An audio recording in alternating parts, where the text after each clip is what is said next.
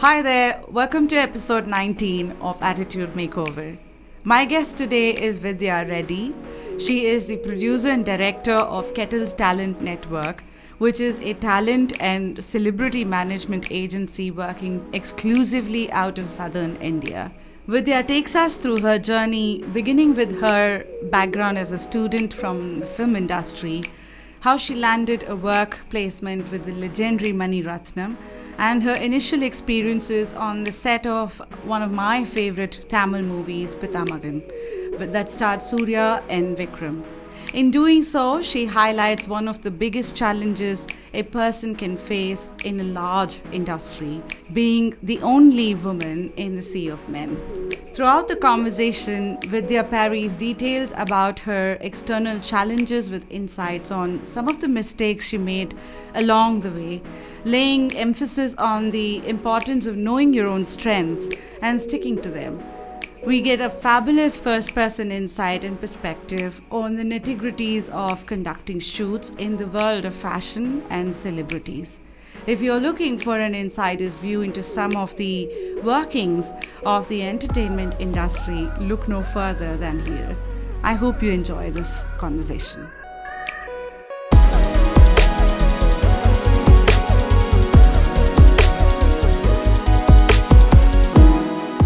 It's a pleasure to have you here. Welcome to my show, Vidhya. Thank you, Saujanya. Vidhya, I want to start off with when you finished your education in symbiosis. You did your major in audio and filmmaking itself. And oftentimes we step out of our main education to some other field, but you actually pursued that. Tell me a little bit about your early years. You worked with some of the big directors in the South. How was that journey? Was it very smooth in the beginning? How did you really get started? Like you said, I studied filmmaking in symbiosis, audiovisual communication, and that's what I wanted to do always, and do something in the medium of video and fiction and tell stories. So I wanted to pursue that, and I started my journey with an internship at Mani Ratnam's Madras Talkies, and I worked as an assistant director in one of the films that he produced. And after that, I moved on to working with some other directors in the Tamil industry. I worked on a film called Pithamagan. Oh, you did? Oh my God, Yeah. that's one of my favorites. Both of them, right? Yeah, Vikram and Surya. Surya, yeah. Wow. So I worked as an associate director on that film with director Bala, and Vikram won the national award Yeah. for that film. The Yeah, music, the Yeah. storyline, everything was Yeah. top notch in that movie, right? yeah, and so that was one of the big films I worked on, and after that I worked on a film called Gilli, Oh. which has that famous Appadi Podu Yes, song, yes. which you probably listen to in all of the discourse that you Yes. go to, and everybody grooves to it. So I worked as an associate director on that film. That's that uppity And- board. Yeah, that song, yeah. And and then I worked on a Telugu film which starred Pavan Kalyan.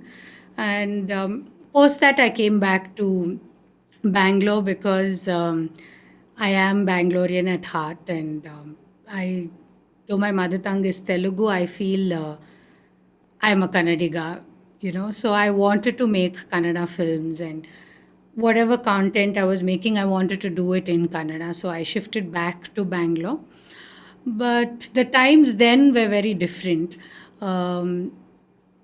Like I was telling you before this, when I worked as an AD, I was all of the films that I worked on, I was probably the only woman technician behind the camera. So we used to have like about 150, 200 technicians working behind the camera on a given film, and I was the only female who Wow. was Wow. behind the camera. So the times are very different How now. long And back was this? this was about 10, 12 years back.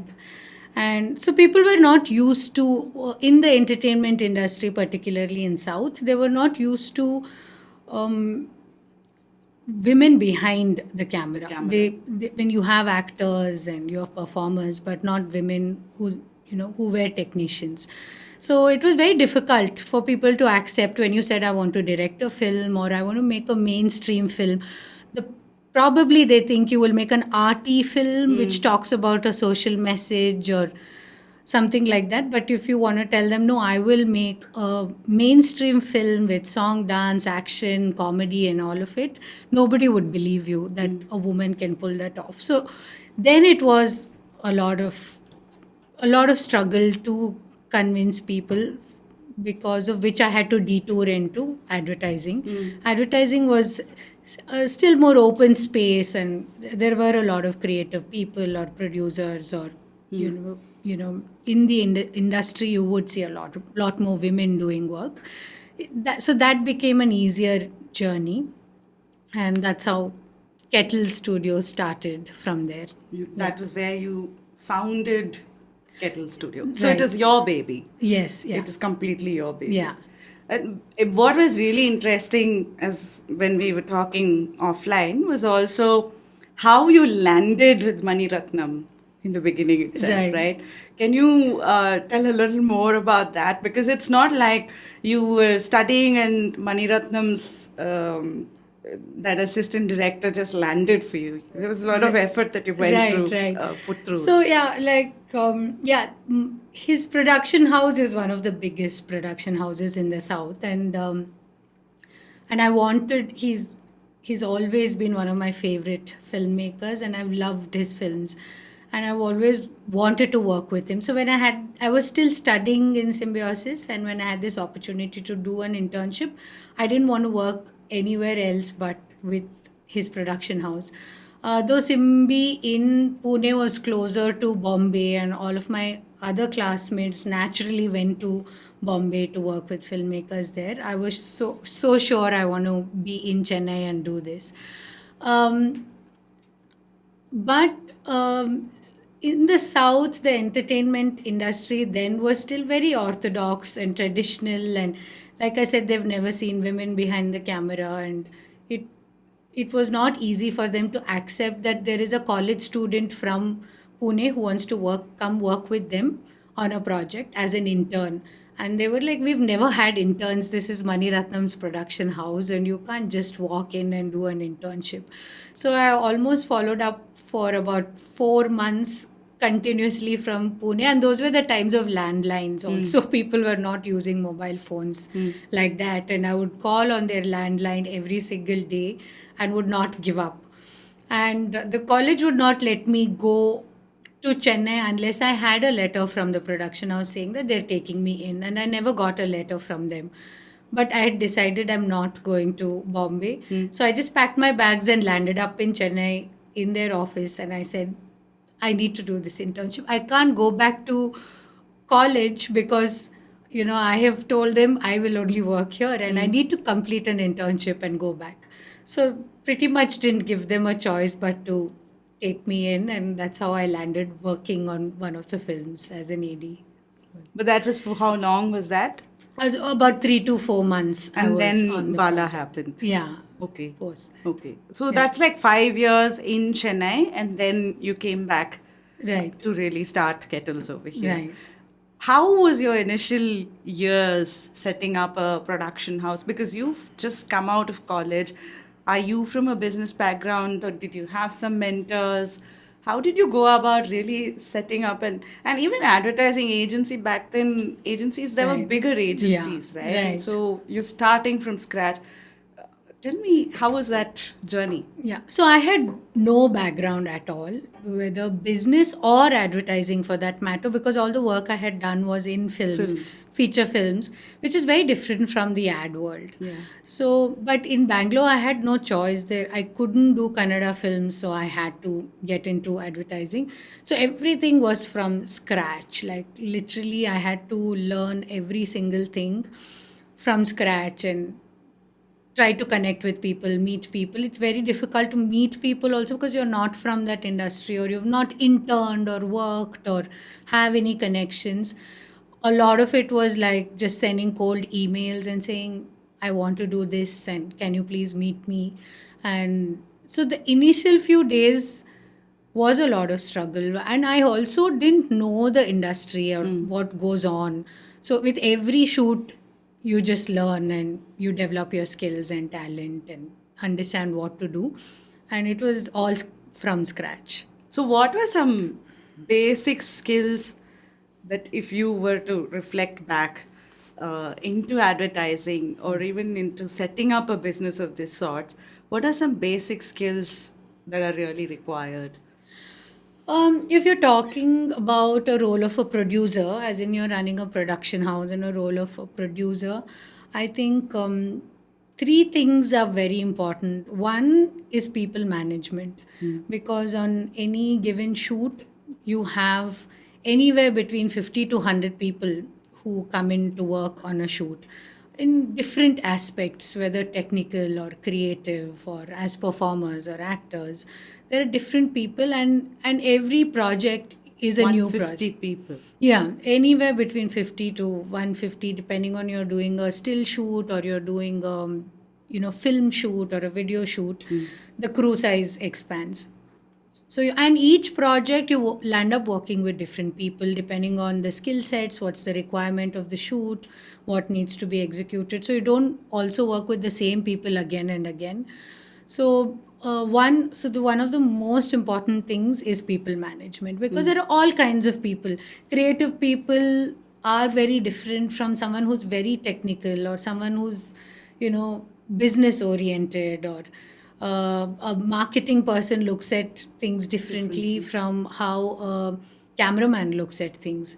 So everyone has different approaches to create a product. So as a producer, you are liaising with all of them to make sure the final product is something what everyone is happy with. But you have the And vision of the final product, or would all of them have a same vision of the final how does that work? so usually in advertising, what happens is the creative comes to us from the ad agency. So there is a creative team in the ad agency who works on a creative, saying this is what we want to create for the brand on paper.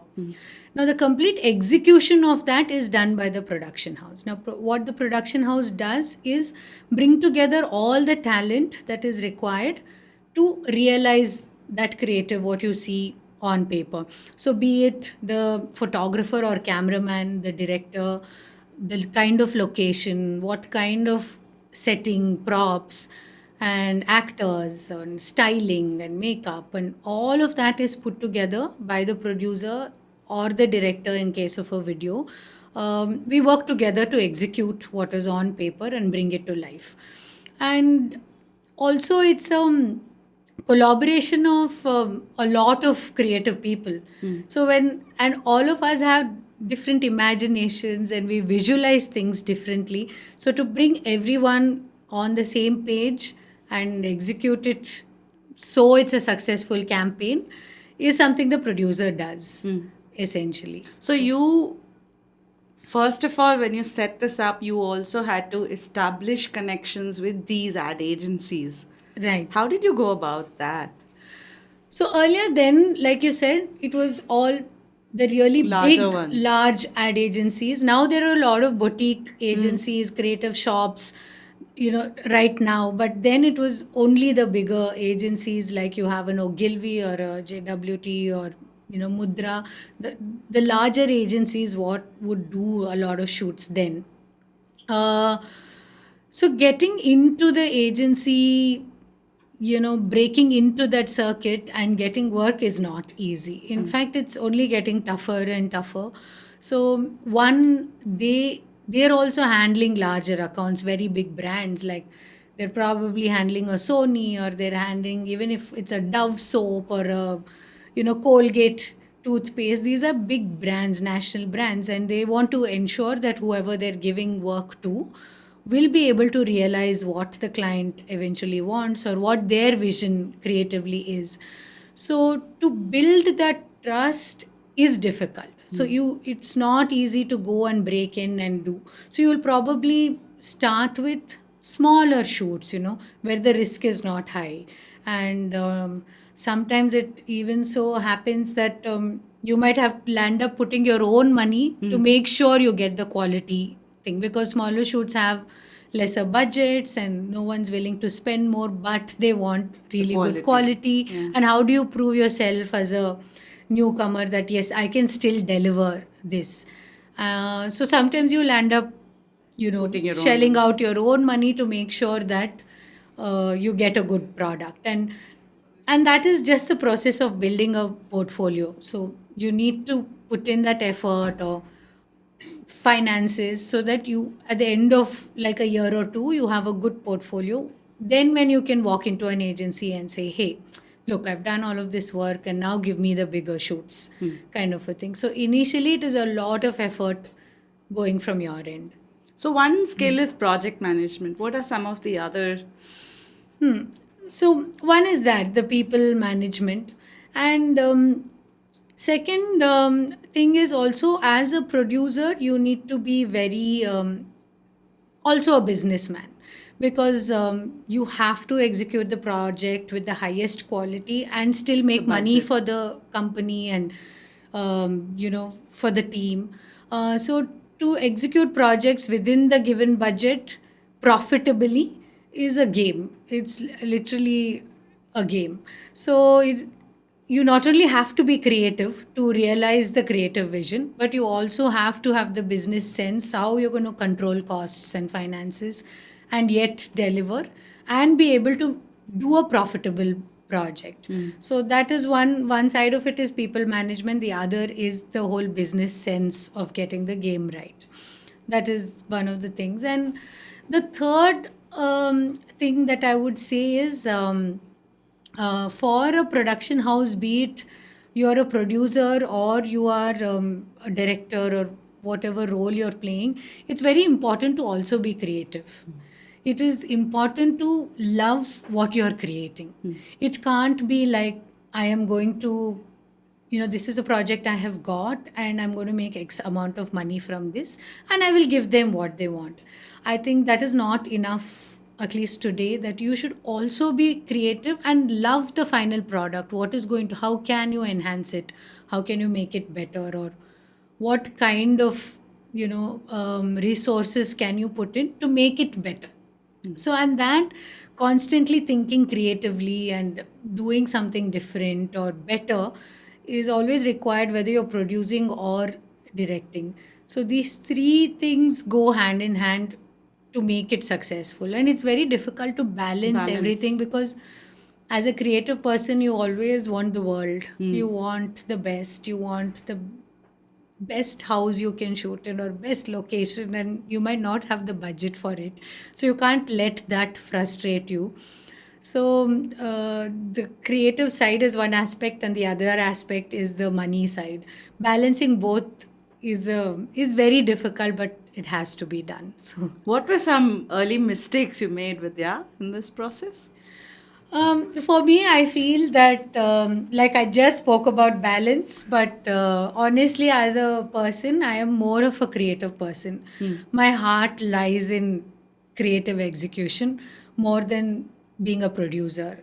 And that's big, one of the biggest flaws for me and Kettles, I must say, because I'm always aiming to do something better creatively. And when you're driven creatively, trying to always control costs and worry about money and where is the funds going to come from is not an easy thing. So my biggest flaws have been that I have always landed up probably shelling out my own money to create something good and not worried about how much money the company is really making. But the ideal situation would be to balance the both. But my flaw is that I think I'm more of a creative person than a producer. So In this process, I'll ask some softer aspects as well. But I've known you for 20 years now, yeah, right? yeah. In these years, I think as a person, I've found you to be very extrovertish as a person. Like you're not shy of going and meeting people, unlike me. And is that very helpful because I think one of the other things is to get projects, you need to network, you Network. need to be with the right people. Right. They should know your work. And that's where new work would come, because you're initially donning multiple hats as Right. well. Was that hard? Not really, because, like you said, I am quite an extrovert and I like to meet people. Two things. One, yes, the work requirement. So you need to network, you need to meet a lot of people, and you don't know where work is coming from. And when you're making content, video, or still shoots, any kind of brand can approach you. It could be a technology brand, IT, somebody from Wipro can call me for a shoot. At the same time, it could be someone from, say, a Mintra, which is a fashion brand, or someone who works at Mac, which is makeup. So you're meeting people from all kinds of walks of life. Where it could be an IT person, it could be someone from fashion, it could be Products. like some medical product. So you can't restrict yourself, or you have to be out there and try to meet all kinds of people, and you don't know where work is coming from. And the second thing is that, being a creative person and I love stories, I feel like when you meet new people, there are always stories. There's always something interesting. It could be a small incident, it could be a moment or something that happened in their life. Or they're going through relationship issues, or sometimes people just open up and talk. And I feel I get so many stories when you meet people. It could be strangers, it could be random people you meet through work or through friends, but you meet different characters, you come across stories, which probably I can use it in the stories I want to tell. So I have that greed that I will find stories when I meet people. So yeah, I'm very happy to. But I also Like- noticed that you're a good listener and people are comfortable telling stories with you, right? True. Is that like a natural thing or is that an evolved process for you? I think I like stories. So if there is something interesting they have to say, I'm very happy to listen. And I think it's just the fact that they know that you're interested. They know that you're keen to hear them out is what makes them open up. Yeah. So that's So one part of it is networking. The second part of it is also when work comes to you from the agency. Does work only come to you from agencies or directly from the companies as well? It's both ways. It's Okay. agency as well as brands. Okay. So sometimes the marketing departments of brands want to do something and they need not go through an agency. They come directly to a production house, and we come up with concepts for them and say, yeah, we can do this for you, and whatever the current requirement is, we can execute it. And there is also scripts Agency. that come from agency or the So when scripts come from the agency writes the script or the customer writes the script? the agency writes the Okay. script. So the agency functions as the creative agency for that brand. Okay. So the brand will brief them what they want to do. I want to do a Diwali campaign. So then they create something for Diwali and we execute it. If they're not going through an agency, then they come to us and say, I want to do a Diwali campaign. Maybe I'm releasing, like we do shoots for Nalli silks. So Nalli always have this exquisite collection they come up with for during Diwali. So they come tell us that this is the collection of saris we are coming up with, these kind of colors, and this is what we want to communicate. And we come up with a concept of what should be shot and how to go about it. Were you the production house that brought out their new, when they started the youngster series, were you involved in that? The Nalli one. Yeah. So all of Nalli's Diwali campaigns for the last couple of years, we have been executing it for them from concept. So we have a creative director who works on the concept, and we've been executing the whole campaign for them for the last couple of years, exclusively Diwali. So we've been doing that with them. So when I was working for this company which was into advertising and agency business, and I remember Epsilon. one of the things I learned is the creative part of it. They always, as a customer, know that this is the target audience, this is what I want to position it as, these are some of the attributes, even color, they go to that specific, right? Right, right. And they're very nitty-picky about some of these.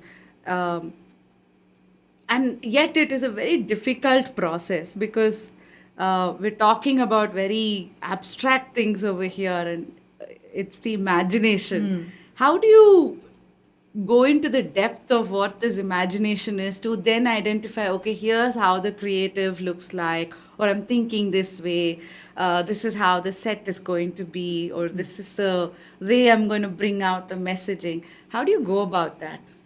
So basically, I think everything comes down to detailing because whoever the brand who's sitting on the other end interested in making saris or any other medical product, probably he is not the creative person, right? So, and he need not understand what you're trying to create, but he wants to make sure that his message is communicated, that it will catch eyeballs, and his product is sold efficiently, and whatever the message, let's say he's saying 50% discount, that gets across to the consumer. That's all the marketing person who probably has a highest MBA degree wants, that my campaign should be successful, should convert to revenues, should convert to sales. He is not the creative person. So there is always that gap. As a creative person, you're probably thinking in terms of what colors will attract the thing and what kind of font I need to use, or why I'm choosing this model, or where I'm placing the model in a house or on the street. So all of this you're thinking as a creative person, he is not. So now, but finally they are the ones who are going to pay for the campaign, right? And if they don't understand what you're trying to convey, then the whole communication is lost. So the whole process is about detailing. About whatever creatively you're doing and trying to create, you need to be able to justify it. They need to also understand that where my money is going, and will this create sales, will this create revenues, and why. So as most of this, when you go through the ad agency, most of this work is done by them, but directly when they reach out to us, it becomes that much more effort to convey all of this from the creative point of view to the businessman, saying that why you need to spend so much money to convey this thing. So it's all about detailing and making them understand why the creative is in a certain way, or why are we telling this story and not something else. So this happens even before I mean, I would think you would go into this level of creative detailing before you budget the whole thing itself, right? In terms Yeah. of like, this is the spend, this is how the spend is going to be, Right. right? Yeah, because everything is money. Everything is money when you're shooting. So if you're shooting in a house, the costs are different. If I'm shooting inside a mall, it's different. And who are the actors I'm using? What clothes are they wearing? All of that is cost. So you need to detail everything out even before you start looking at budgets and all of that, and be very sure what you're creating.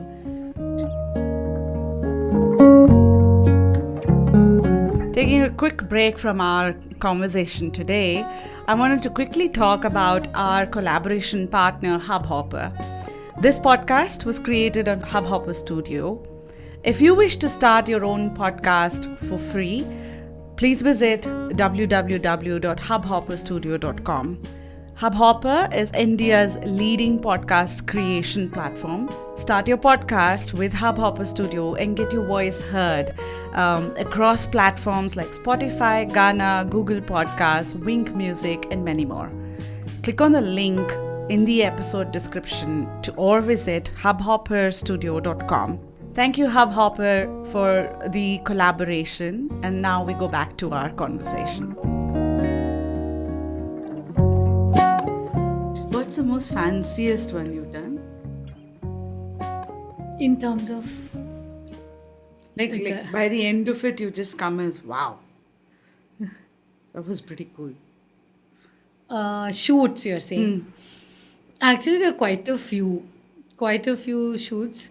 Being in Bangalore, you'll end up doing a lot of fashion shoots because here the market is fashion heavy. You have a lot of e-commerce like Myntra, Amazon, and the Aditya Birla Group, and all of that. And so you'll end up doing a lot of fashion shoots. Fashion shoots also is a lot about creativity where you can explore a lot more things. So there are quite a few shoots where we've done. Maybe we were so involved with the process of getting everything right, you don't realize. And then when you see the final product, you're like, oh wow, okay, we achieved this. Okay, great. Yeah. So there have been most of my fashion shoots where we've had elaborate sets or we had to go to fancy locations. Later, when you see the final product, it you feel very happy because when you're into it and you're in the grind, you don't realize because you're caught up with the hustle of putting it all together. And So this is normally done what in a day's time, or like you also need like the sun to be right, the weather to be right, no yeah. wind, and a whole bunch of things, Yeah. right? So And outdoor shoots, yeah, you have all of this.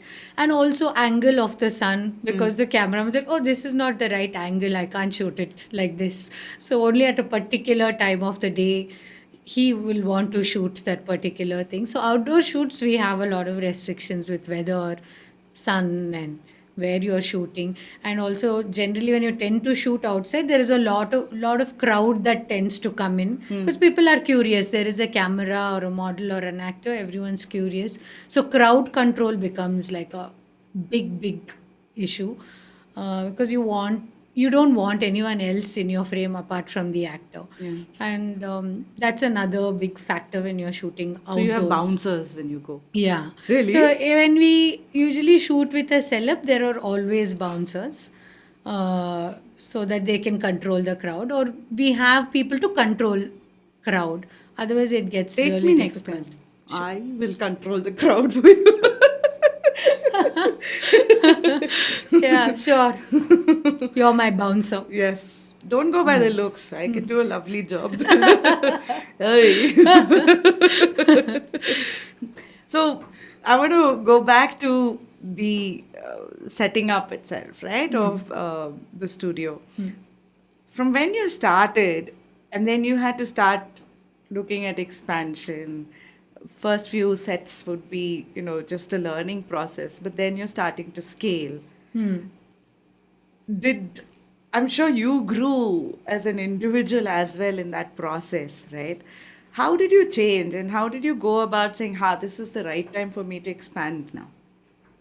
I think expansion, I didn't plan it, consciously. It just happened like, Organically. yeah, organically when you started doing better shoots and then you naturally got better clients or bigger shoots and um, it just grew. It wasn't like a conscious strategy or this is what I'm going to do. It just happened.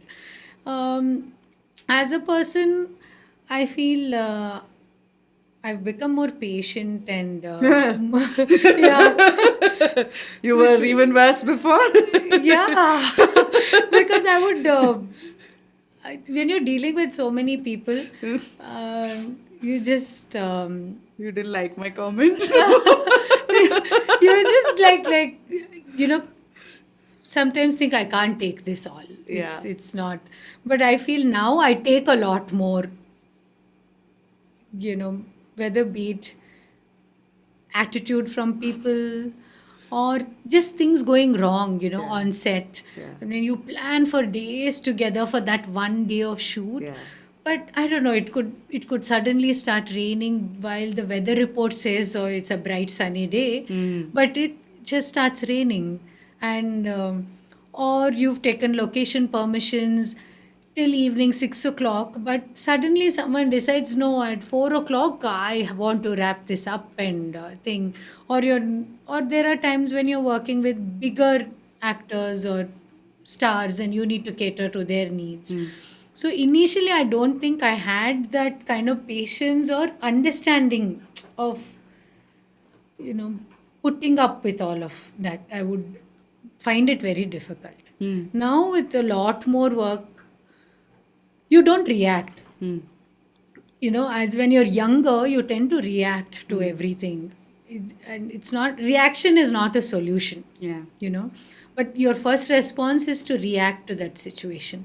So now I've realized there is no point reacting, because getting angry or frustrated, all of that is a reaction to it. The only thing you can do is find a solution, because that shoot needs to be done. Show must go on. So, okay, this happened. And every shoot, irrespective of how much you plan, there will be something that, Goes off. yeah, you will from how not you plan. realize there are too many factors. So it's about finding a solution and not reacting to it. Because also, what happens is when you're working with a crew, a larger crew, or a bunch of people, your energy percolates to everyone. That is another thing which I learned over a period of time, that if you're angry, you're sad, you're upset, whatever, it translates to the work that you do, And to also across to the people that are people, there yeah. involved. And everyone's doing a creative job. When you're Yeah. trying to think, you're trying to have a fresh mind, you're trying to create something, and if the people around you are unhappy or angry, or someone shouting at someone, you will not get the output. So that, over the years, I've realized there's no point reacting. Yeah. I'll probably go inside a room and then scream and then just come out very calm, like nothing happened. But make sure that your crew doesn't get affected because of your reaction to a I've always situation. found you to be. Here's what I like about you. Okay, I think one thing is you're very. I think irrespective of who it is, I've seen. You've introduced me to some of the most famous South Indian directors. I don't know if you remember in your studio. To even when we go to a restaurant, how you sort of talk to the waiters and people who serve, or even the bouncers. There's a level of respect, at the same time humility in that approach, and there's fun. There's a lot of fun aspects, so it's always a delight to be around you, and you get into deeper conversations. But was this how it was all the time with you? I think you just become that person because of the kind of work that you do. Because if you want to create or tell stories, or write stories, you need to have that childlike spirit within you, because when you write stories, there is a some amount of fiction in that. It's not reality. You're not seeing what's happening in your neighbor's house and writing it down. It is what you're creating. But do that also. So you're creating characters, you're creating situations, and I feel if you have that certain openness to life and acceptance, like you said, whether it's bouncers or a waiter, they all have stories. No, I'm sure they all have different, and they'll have more stories than us, because imagine the number of drunk people they're meeting every day, every weekend. Yeah. They'll probably have more stories to tell. So I think all of us have stories. So if you have that kind of an openness to everyone, it's easier to find stories, or to remain creative, to accept things in life. Otherwise, you become too rigid. Too rigid. And it's not possible to survive in a creative space when you're too rigid, right? True, yeah. Right? Because it's very hard to then create something magical. Right. It then becomes more directed. Yeah. I'm going to tell you this, do this. Yeah. I mean, you can write a story about a maid and her struggles. You could make a film out of that. To write a story about a rich businessman like Vijay Mallya and what he did. Like the two spectrums of life and, kind of people. But unless you open yourself to people, you won't find that, you won't find the story, you won't find the interest to think so. That sort of reflects in your personal life, and I know you from your personal life than the professional life. I've seen you being very open to experiences, right? Whether it is our dirt experience or our Devil cycling. Circuit. I remember this. So we went on this, what was that, 5 kilometers? Yeah, Huh? 5, yeah. With Via, hurdles and obstacles and yeah, it was some, you had to climb up, and I got stuck up somewhere. yeah, and through slush. Yeah. That is It's some like, yeah. cycling. We've done quite a lot of, metro station. We were kneeling outside the metro station. And I really see, and I have fun every time I come with you. And I think that for me, by default, I assume Vidya is fun. Right. Is Vidya fun I'm so always? glad that's what I want to be known as. The Today you're fun very person. stiff. Because I have to stay close to this and not move and a lot of restrictions. That's why. An important part of setting up your business is having the right team, right? And from where you started, initially, did you start with having a team on board as part of Kettles Talent from the beginning, or eventually you figured, okay, this is consistent work, so I will need A, B, C, D sort of in-house, whereas X, Y, Z I'm going to outsource. How did that thought process come? How did you go about that, Vidya? In this industry, there is a lot of attrition. Like, you I think a lot of people also in entertainment or what production are lost. They don't know what they want to do. When you say you're doing shoots, a lot of people come join you for the glamour of it.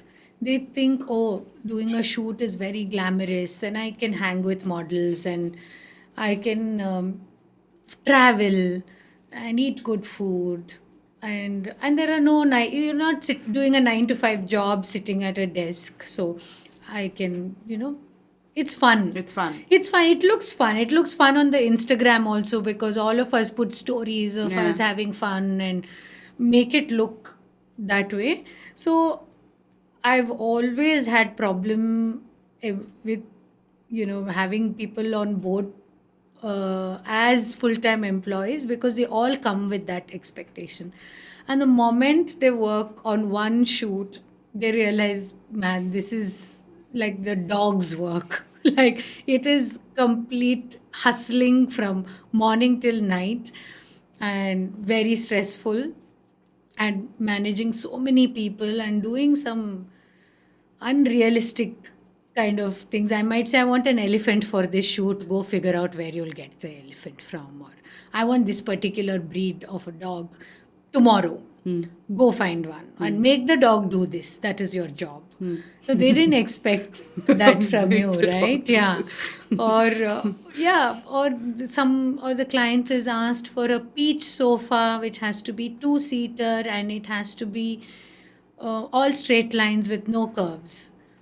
I want it tomorrow morning. Where? You're part of this shoot, right? Go find it. So they have that's the kind of job they are in, and they had no idea that I'm going to be on set and I'm having a good time.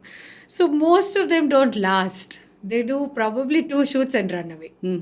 So that has been the biggest problem. Very few who have worked with us for like a couple of years, like 4 or 5 years, and have been able to take the pressure, manage people, and also train a dog and find an elephant and all of that. But yeah, have survived for 4 or 5 years. So now the industry also post COVID has changed quite a bit. So we've all realized that we can't have fancy spaces and 20 people working for us, because our work depends on shooting. Unless you go out there and shoot, you are not making any revenues and nobody has any work. There is no work. So now everything has become very indie, because everyone is a freelancer now. So any kind of a job, like if I have a shoot coming up, for everything I can find a person who will come work on the project and then move on. They might go to other projects, and for the next project I'll find a different set of people who will come in and work. So I feel this works better. because I don't have the hassle of having to train them each time. The expectations are already set. You've already worked on 10 shoots, you know the hustle. You know what you need to do. I don't have to tell you this is your job. This is what the expectation is, and you need to execute it.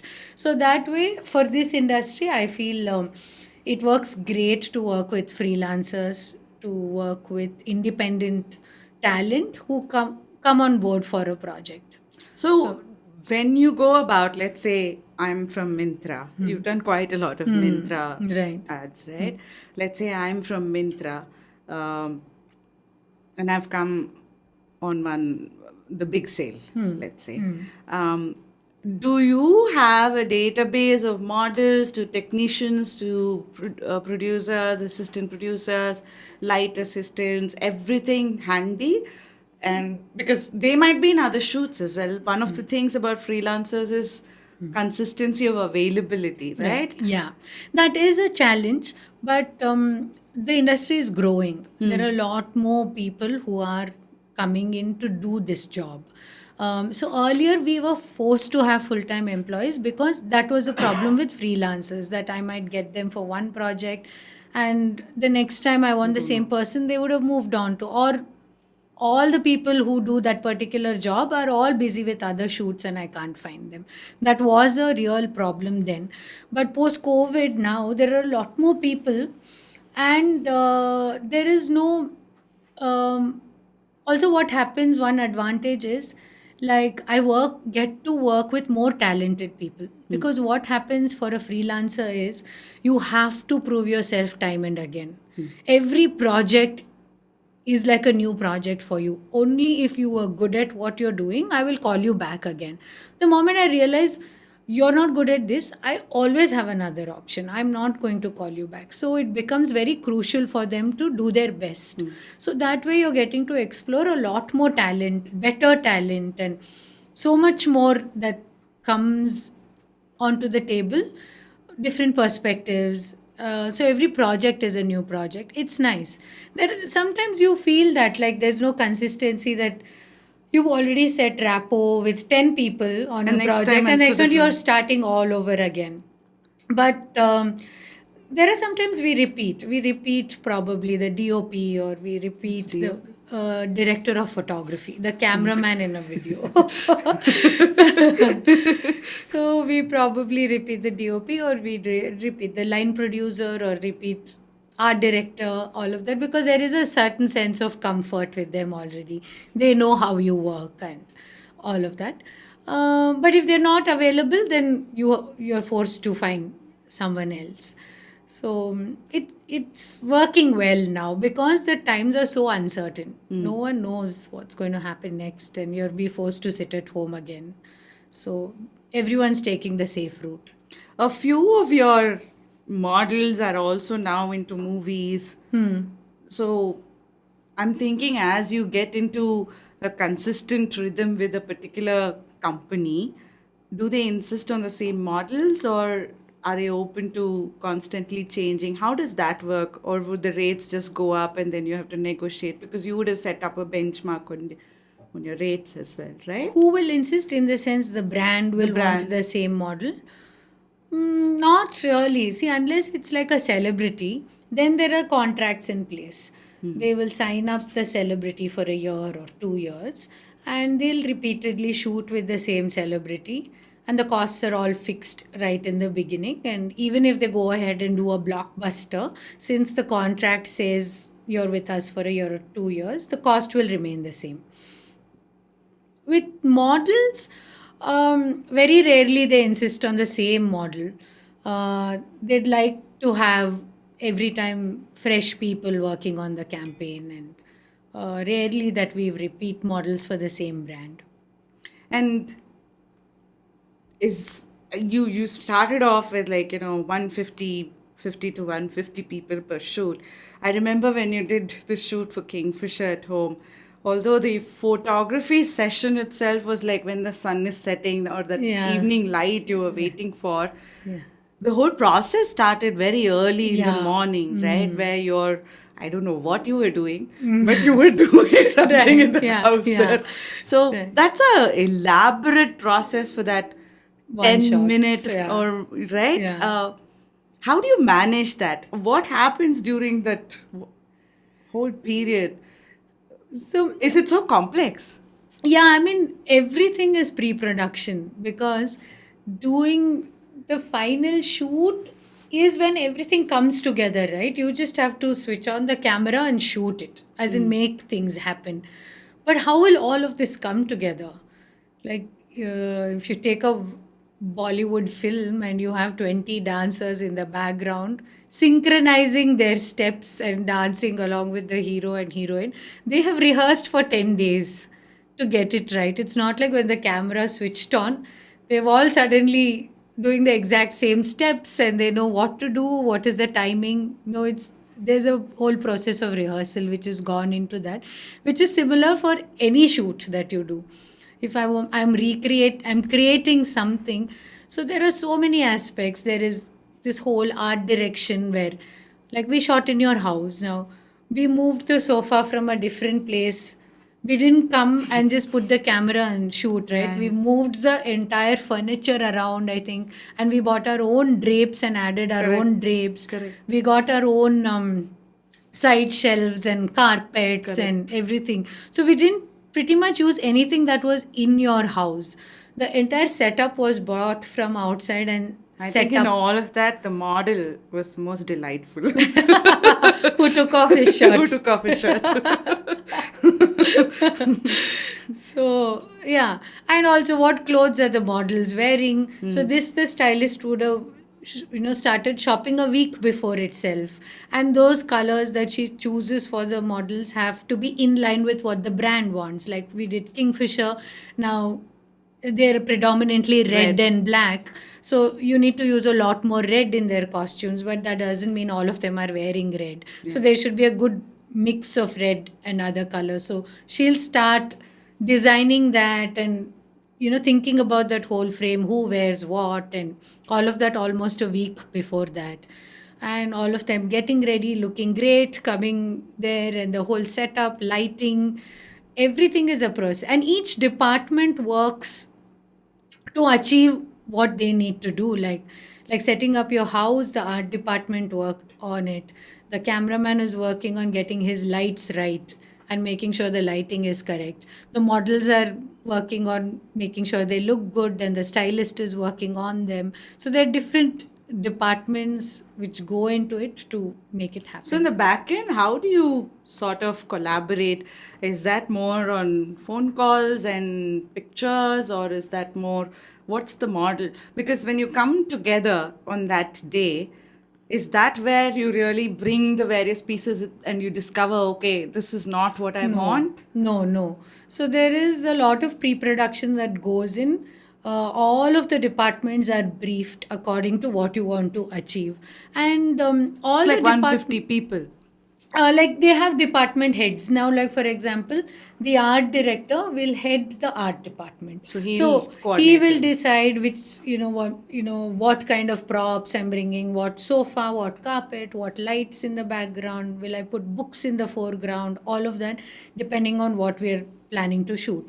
So he will have 20 other people who will be running around sourcing the sofa or painting something or repainting the wall, all of that. So the department heads will come together, and so they will lead their respective teams in thing. So when I'm coordinating, I would talk to the heads and I will tell them, okay, this is the vision, this is what we need to achieve and what we require for the shoot. And then the stylist will work accordingly. She will have an assistant or a dressman, and there's a makeup artist, hairdresser.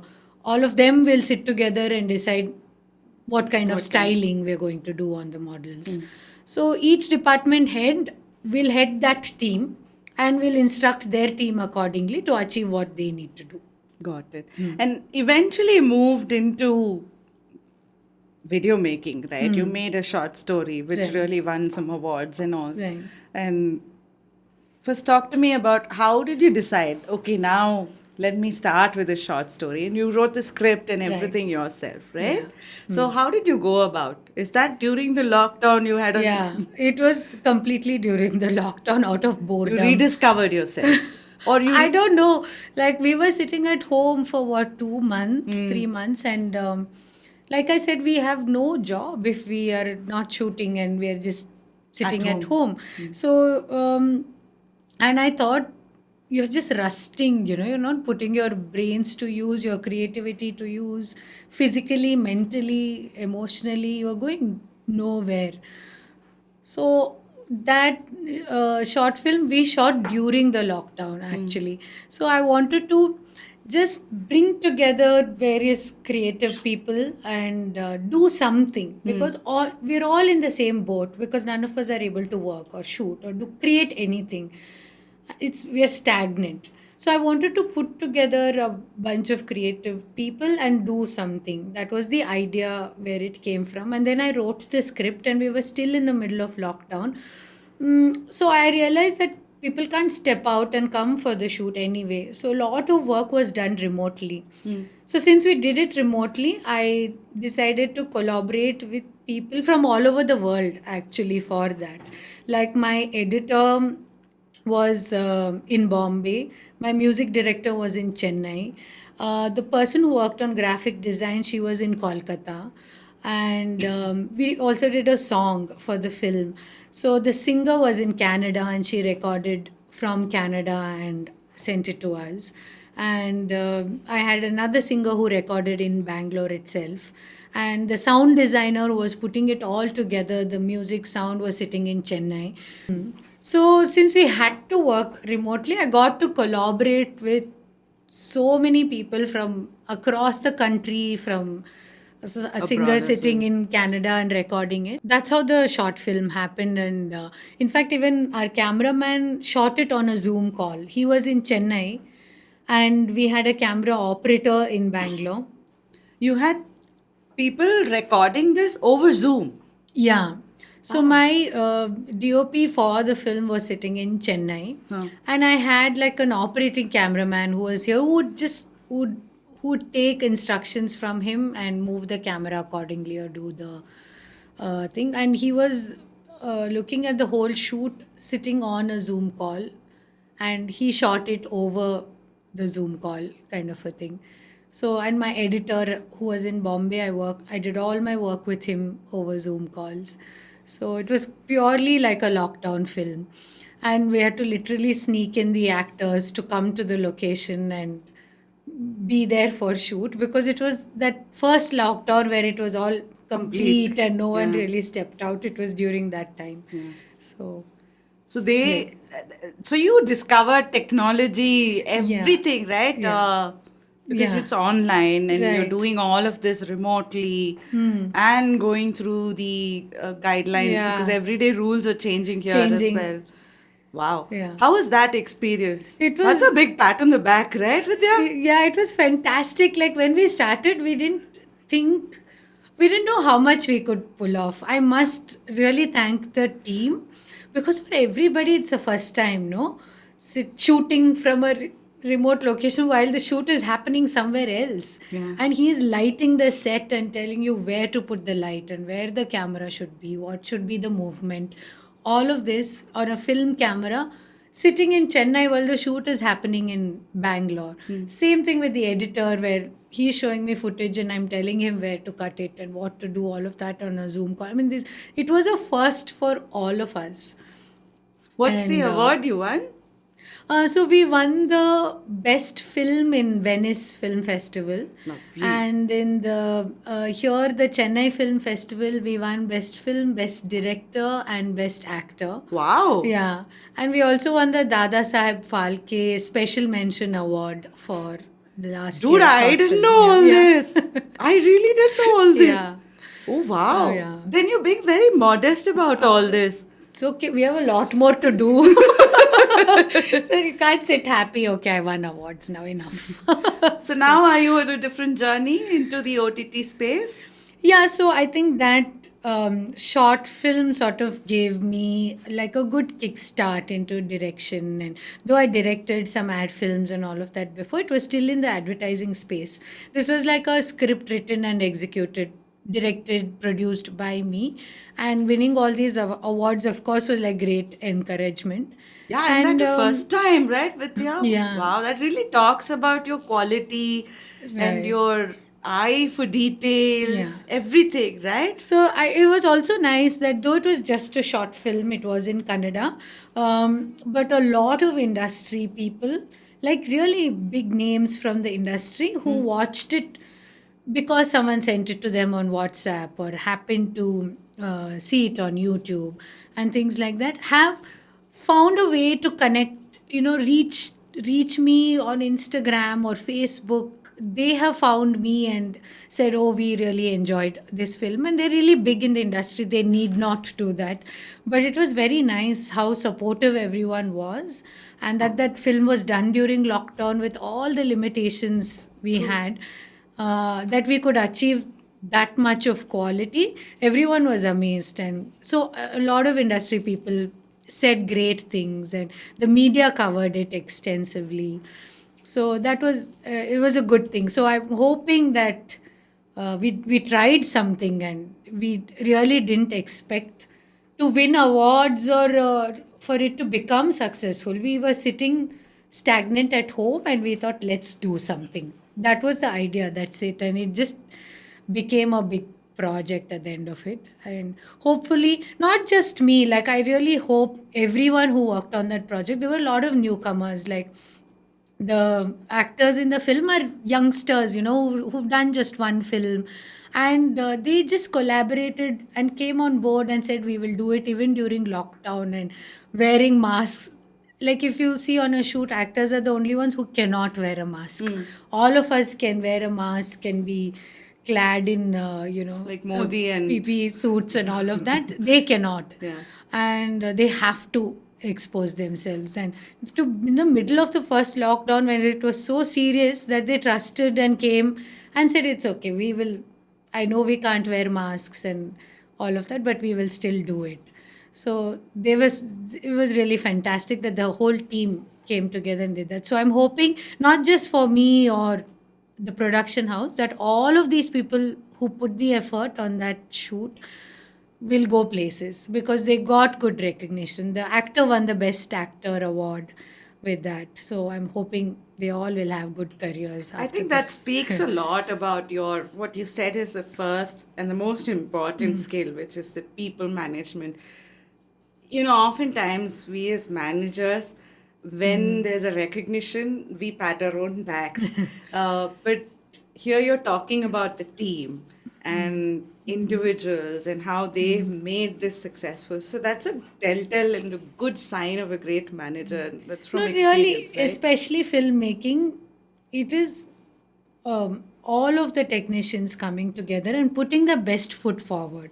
Even if one person says, this is all I can do, or I give up, or I'm is not feeling it, you will not get the final output like the way you want. It is about everyone doing their best in their departments.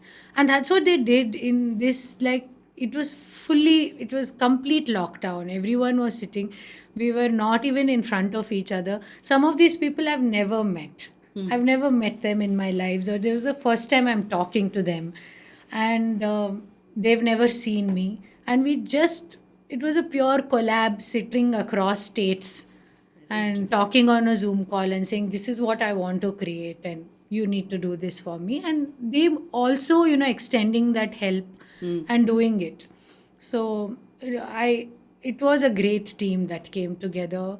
Though it wasn't planned that way, everyone was so excited to True. do something different, and that really helped. So did that open a new branch or a space for Kettles to explore going forward?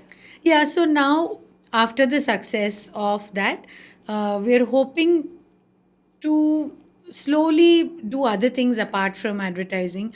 We're looking to do some OTT content. We're talking to some platforms and trying to put together a team to create, stories.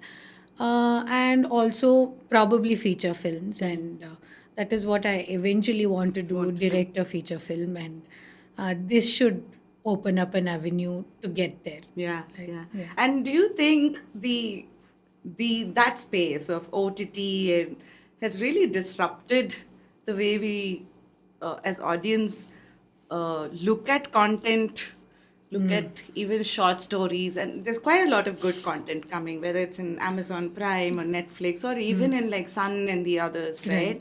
There's quite a lot of good content.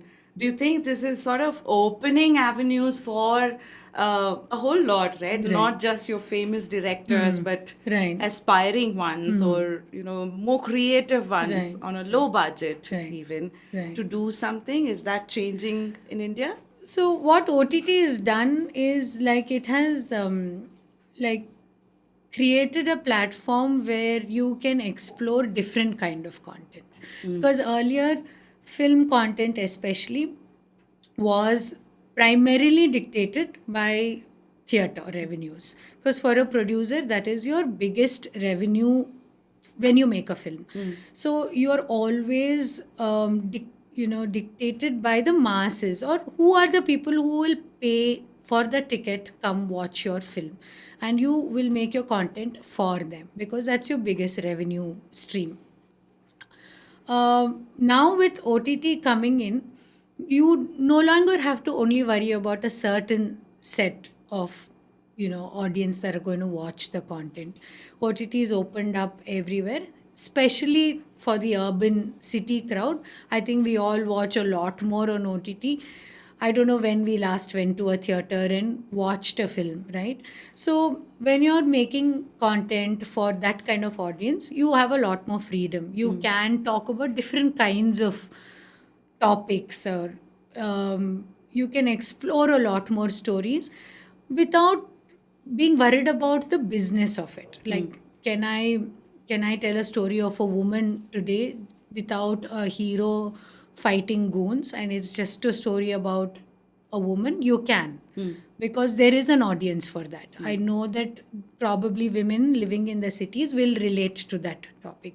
Or you can talk about gender equality or other topics. You can tell those stories today because you know that there is an audience for it. So I think that's what OTT is done, that it's giving you another avenue to tell the kind of stories you want to tell and not be dictated purely by who will buy the ticket thing. And the So audience also has expanded for you, right? With pretty much all of us, even in the villages, having 4G connection. Right. And all of them are watching Yeah. YouTube. And Yeah. they might not watch Netflix and Amazon Prime, but YouTube and some of your regional channels and all are accessible to all of them. So your audience pool, it's easier to access them as correct. well, right? Yeah. And yeah, like you said, everyone has 4G today. And also for a conventional filmmaker, if he wants to do a masala film and you want to do a commercial film or an entertaining film, you can still do that, because even if you're sitting in a small town, you can access it. So that way, with the whole internet and OTT platforms, you can do all kinds of subjects, and that's a good thing. Like, What will not change in the OTT space after all this COVID, based on your experience? what will? Not change. I didn't. So, one thing that we're seeing is the OTT has enabled is all this change of, new, fresh ideas and fresh concepts coming in and all. But at the same time, there are certain things in every industry which will not change, right? Like probably how you reach your customers, or I don't know. What are things like that you see will not change? If I have to talk about storytelling, I feel storytelling is universal. Like, for example, you can watch a Korean film and still cry, You because watch a if lot you of Korean stuff? I watch all kinds of. I I watch actually like Korean Korean stuff. stuff. Yeah. They're very nice. So Yeah. yeah, you might not ever have been to Korea or have ever met a Korean. Yeah. But if you're talking about a mother in a household, a mother sentiment is still mother. It's the same feeling you have towards your mother in India. True. right? Or you're talking about a brother and sister. Whichever part of the world they are in, a story of a brother and sister will still resonate with you. If you have a sister, it will still resonate with you. So the emotions behind storytelling will not change. Whether you play the film in the theater or in the OTT, the emotions are universal.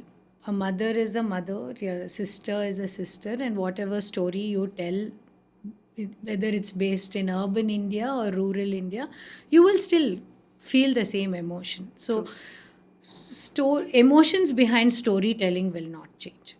But what has changed, yes, is the kind of stories and how you treat the stories and the kind of stories and who you're able to reach.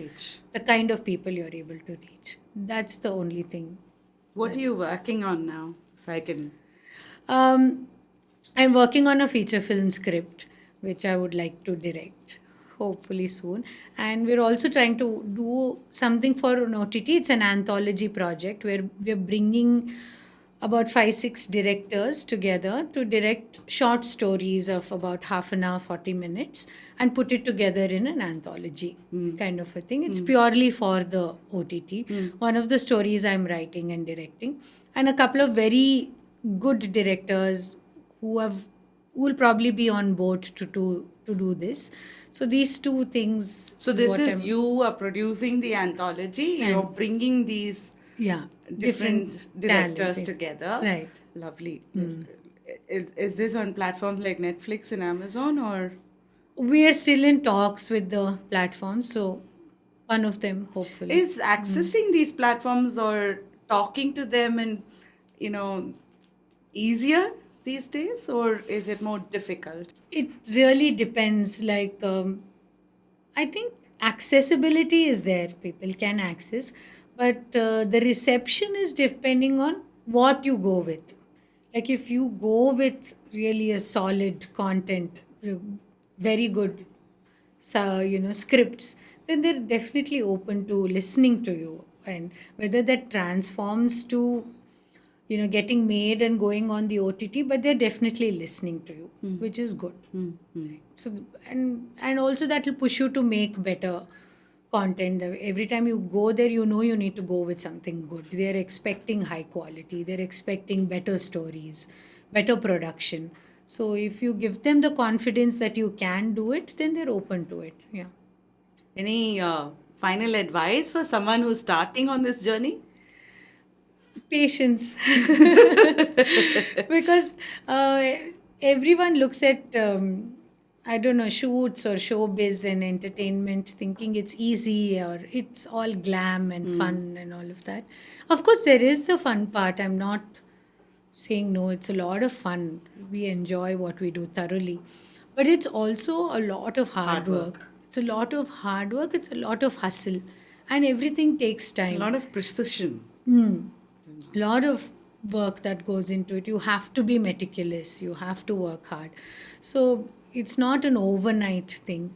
Like, you don't especially behind the camera, there are overnight stars, actors who've had blockbusters with their first film and become stars. But if you're looking to work behind the camera or produce or any role behind the camera, you have to time and again prove yourself to make it.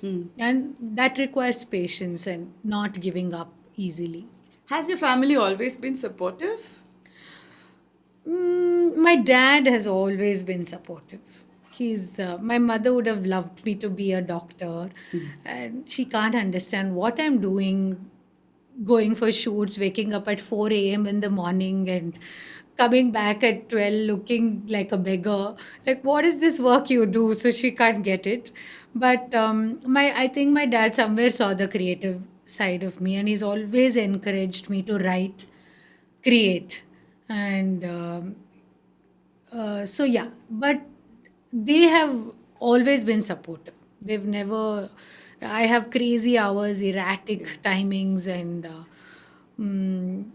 a lot of like dealing with so many people. You come back home also with a bad mood, or you're like yelling at everybody. They put up with everything. They know what's going on, and they. I've actually not seen you in a bad mood. Yeah. Yeah, no, right? Yeah, because we always party Because you were with together. me, right? That's the answer.